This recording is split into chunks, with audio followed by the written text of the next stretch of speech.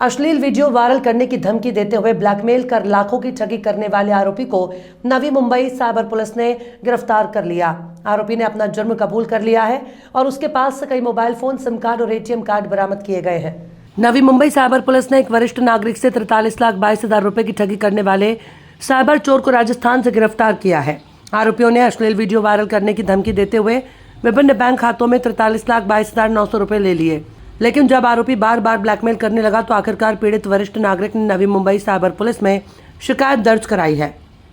Police ने तुरंत जांच की और राजस्थान के डीग जिले के पालड़ी गांव के रहने वाले आरोपी को गिरफ्तार कर लिया। आरोपी ने अपना जुर्म कबूल कर लिया है और उसके पास कई मोबाइल फोन, सिम कार्ड और एटीएम कार्ड बरामद किए गए हैं। साइबर पुलिस मामले की आगे की जांच कर रही है और पुलिस उसके अन्य साथियों की तलाश कर रही है। सकल काल एक आरोपी पकडण्यात आला, काय प्रकरण होतं नेमकं ते? नवी मुंबई पोलीस आयुक्तालय हद्दीतील एक फिर्यादी म्हणजे पीडित व्यक्तीला साधारण 18 मे 2023 ते 10 ऑगस्ट 2023 या कालावधीमध्ये एक अनोळखी नंबरवरनं व्हॉट्सअपद्वारे संपर्क व्हायचा आणि मग ते संपर्क होता होता त्या व्यक्तीशी चॅटिंग करता करता जो पीडित व्यक्ती आहे नवी मुंबईमधला तो त्या लोकांच्या म्हणजे आरोपींच्या सेक्सटॉर्शनच्या जाळ्यामध्ये फसला गेला की ज्याच्यामध्ये त्याला न्यूड व्हिडिओ दाखवले जायचे आणि मग त्या न्यूड व्हिडिओ बघताना त्याचा जो व्हिडिओ कॉल चालू असायचा त्या स्क्रीनचं त्यांनी रेकॉर्डिंग केलं आणि मग ते स्क्रीनचं रेकॉर्डिंग करताना तुम्ही अशा पद्धतीने न्यूड व्हिडिओ बघता, मग तुमचे हे व्हिडिओ तुम्ही बघत असतानाचे व्हिडिओ आम्ही तुमच्या परिवाराला पाठवू, नातेवाईकांना पाठवू, युट्यूबवर व्हायरल करू, अशा त्या पीडित व्यक्तीला धमक्या दिल्या जायच्या। आणि त्यानंतर मग जर तुम्हाला याच्यापासून वाचायचं असेल तर तुम्हाला आम्हाला पैसे द्यावे लागतील, अशा पद्धतीने त्याचं एक्सटॉर्शन केलं गेलं। थोडक्यात आपण या प्रकाराला सेक्सटॉर्शन असं म्हणू शकतो। आणि त्या व्यक्तीकडून या 3-4 महिन्याच्या काळामध्ये जवळपास 43 लाख रुपये बँक अकाउंट थ्रू घेतले गेले की फक्त ते व्हिडिओ तुम्ही युट्यूबवर टाकू नका किंवा कुठल्या सोशल मीडियावर टाकू नका यासाठी।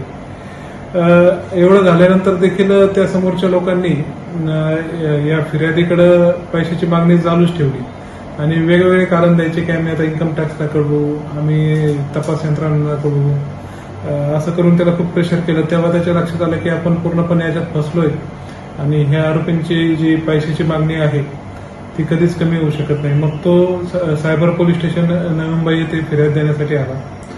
तो पोलीस स्टेशनला येताच तत्काळ त्याची फिर्याद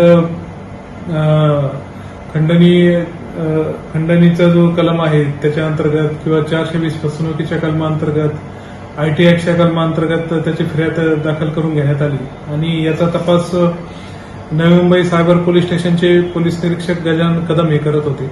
तपासादरम्यान त्यांच्या लक्षात आलं की हा जो सगळा प्रकार आहे तो राजस्थानमधील डीग म्हणून जिल्हा आहे, त्या जिल्ह्यातील एका गावातून त्याला हे व्हिडिओ पाठवणं, त्याचं रेकॉर्डिंग करणं हे चालू आहे। आणि मग गुन्हे शाखेचे पोलीस आयुक्त अमित काळे सर यांच्या मार्गदर्शनाखाली एक टीम राजस्थानमध्ये पाठवण्यात आली।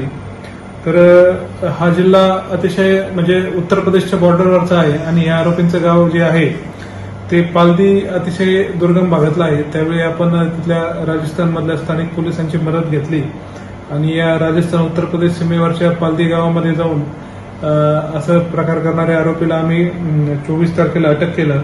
त्या आरोपीचं नाव हलीम फरीद खान असं आहे। त्याला आता नवी मुंबईला आणण्यात आलेलं आहे आणि येथील कोर्टासमोर हजर करून त्याला 3 दिवसाचा PCR मिळालेला आहे। या गुन्ह्यामध्ये एकूण फिर्यादीचे 43 लाख रुपये गेले होते, त्यापैकी 4 लाख रुपये परत मिळवण्यामध्ये आम्हाला यश आलेलं आहे आणि या गुन्ह्याचा पुढील तपास आणखी चालू आहे।